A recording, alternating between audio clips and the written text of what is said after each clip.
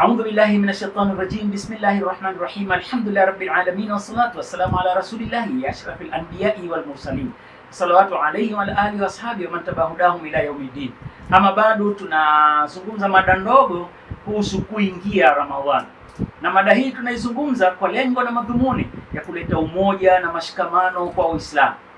Mtume sallallahu alaihi wasallam ametuhimiza sana tuwe wamoja, tushikamane. Kuingia Ramadhani, Ramadhani inaingia aidha kwa kuonekanwa mwezi mwandamo 29 Shaaban au kwa kutimia siku 30 za Shaaban. Mtume sallallahu alaihi wasallam anasema katika hadithi, la tasumu, msifunge, hata tarawul hilala, mpaka mwezi uonekane, wala taftiru, wala msifungue, hata tarawhu, mpaka uonekanwe huo mwezi. Amesimulia Ibn Umar radhiallahu anhuma, hadithi muttafaqu sahih Bukhari, hadithi 1906. Katika hadithi hii maana yake ni kwamba kufunga lazima uonekanwe mwezi, na watu wasifunge mpaka mwezi uonekane. Wamehitilafiana maulamaa kuhusu kuonekana mwezi nchi moja halafu wakafungua watu wa nchi nyingine. Hitilafu ziko katika makundi mawili. Kundi la mwanzo linasema kwamba kila nchi wafunge kwa mwezi wao, na hii ni hoja ya Ibn Abbas radhiallahu anhu na Ibn Mundhir, Ikrima, Ishaqa, Imam Tirmidhi na madhehebu ya Imam Shafi. Hoja yao imo katika kisa cha Kuraibu ambacho Abdallah ibn Abbas alikataa kufuata mwandamo wa Muawiya aliyokuwa Sham. Abdallah ibn Abbas akiwa Madina alikataa kufuata mwandamo wa Muawiya aliyekuwa Sham. Hadithi maarufu na ni sahihi iliyokuwa katika Sahih Muslim, hadithi 1087. Sasa kitu ambacho watu wanahitilafiana hichi aliposema Ibn Abbas akasema kwamba na hivyo ndivyo tulivyoamrishwa. Sasa hapa wanahitilafiana, tumeamrishwa vipi? Wengine wakasema tumeamrishwa kwamba kila nchi na mwezi wake, na wengine wakawa na tafsiri nyingine. Hoja ya pili, hii ni hoja inaitwa matla, na hoja ya pili ni hoja ya jamhuri. Hoja ya jamhuri ni kwamba ukithibiti mwezi duniani pahala popote, basi italazimu watu wengine waliopata habari ile na waliokuwa na uhakika kwamba mwezi umeandama itabidi wafunge. Na hii ni hoja ya Imamu Qurtubi, Ibn Qudama, Imamu Malik, Imamu Abu Hanifa, Ibn Taymiyyah, na wao wamekwenda kwa hadithi ya Mtume sallallahu alaihi wasallam kuhusiana na bedui. Japo kwa kisa hichi kimekuwa dhaifu kwa baadhi ya wapokezi, lakini kisa kimethibiti katika hadithi nyingine kwamba Mtume sallallahu alaihi wasallam aliamrisha watu wafunge bila kutizama masafa. Aliletewa taarifa kwamba mwezi umeonekana, kwa hivyo akamwambia yule mtu kama akamtakisha shahada, halafu vile vile akamwapisha, halafu baada ya kuthibitisha basi akatangaza mwezi. Kwa hivyo hoja hii ya pili ni hoja ambayo inasema mwezi ukiandama pale popote duniani basi watu wengine wafunge, na hoja hii inaitwa ni hoja ya jamhuri. Kwa hivyo hizi ni hoja mbili, na Mwenyezi Mungu mwenyewe Subhanahu wa Ta'ala amefanya hikma ya kutotoa amri ya moja kwa moja. Ingeweza kuleta nasi maalum kwamba mwezi ukionekana pahala pamoja nyote mfunge dunia nzima. Hoja hii hata ingeileta Mwenyezi Mungu singeweza kutekelezeka wakati huo wa nyuma, wakati watu ambao hawana usafiri, hawana vyombo vya mawasiliano. Na vile vile wakati huu umebadilika kwa sababu mawasiliano yapo na uthibitisho wa kuandama kwa mwezi unapatikana mapema. Kwa hivyo hoja zote hizi mbili ni hoja ambazo zinahitaji makubaliano, ni hoja ambazo zinahitaji makubaliano. Maulamaa wameshahitilafiana. Sasa katika kuhitilafiana maulamaa kuna adabu za kuhitilafiana. Tuelewe kwamba Mwenyezi Mungu Subhanahu wa Ta'ala anasema katika surati Ali Imran aya 105, wala takunu kalladhina tafarraqu, musiwe kama wale waliofaridiana wakatalafu wakahitilafiana, min ba'di ma ja'ahumul bayyinatu, baada ya kuwajia uongofu, wa ulaika lahum adhabun adhim, hawa watapata adhabu kali. Vile vile Mwenyezi Mungu asema wa'tasimu bihablillahi jami'an wala tafarraqu, shikamaneni katika kamba, katika dini ya Mwenyezi Mungu wala msifarikiane.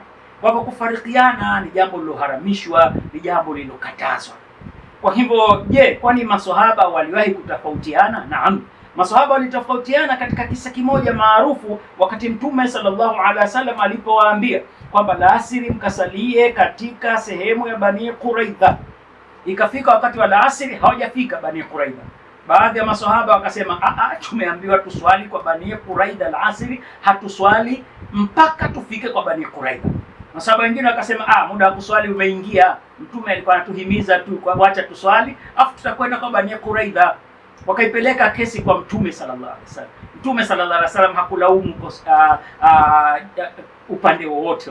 Asema nyie mko sawa mloswali pale kwa Bani Quraidha alasiri mkaichelewesha, na nyie mloswali njiani nyote mko sawa, kwa sababu Mwenyezi Mungu hamwadhibu mtu kwa ufahamu wake.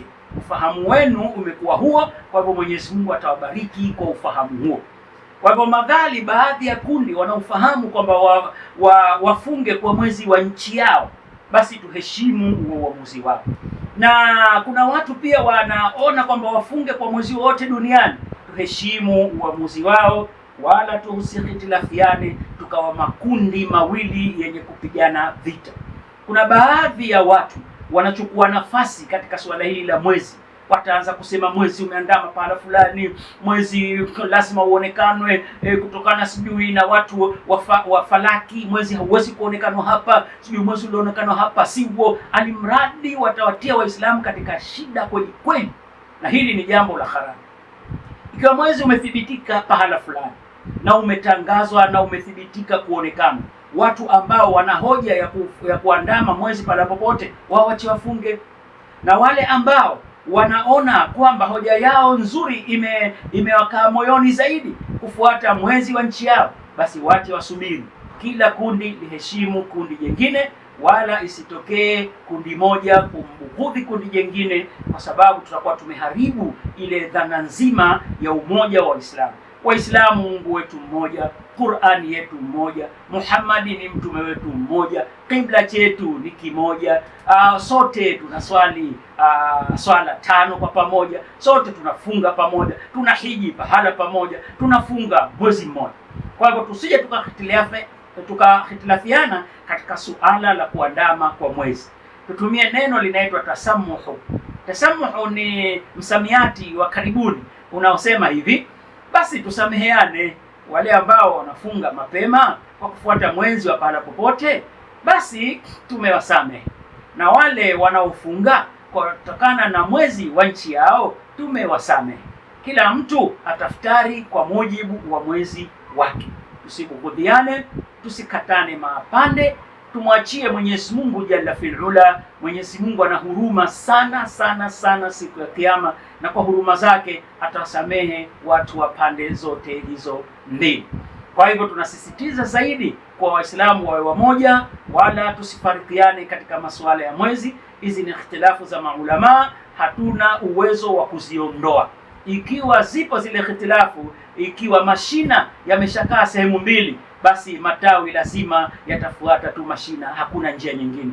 Wala tusipoteze muda sana wa kujadiliana, ni swala la kuamua na kukubaliana. Wanaotaka mwezi wa pahala popote, basi watafunga kwa mujibu wa mwezi walivyouamini na ukubali. Ni hoja iliyowatwanga zaidi hiyo, basi watakuwa na malipo sawa sawa mbele ya Mwenyezi Mungu. Na wale ambao wanafunga kwa mwezi wa nchi yao, basi vile vile ni hoja iliyowatwanga, watakuwa na malipo sawa sawa kwa mujibu wa ufahamu wao. Wabillahi tawfiqi, wassalamu alaikum warahmatullahi wabarakatuh. Mada nyingine itakuwa fadhila za kufunga kwa mujibu wa madaktari. Hapo tutazungumza hoja za madaktari mbalimbali zinazozungumzia ubora wa saumu, na hii inaonesha Mtume Muhammad sallallahu alaihi wasallam ni mtume wa haki, kwa sababu mpaka wanasayansi sasa wanathibitisha fadhila za dunia za kufunga. Basi hizo tutakuja kuzizungumza, fadhila za afya za kufunga. Wabillahi tawfiq, wassalamu alaikum warahmatullahi wabarakatuh.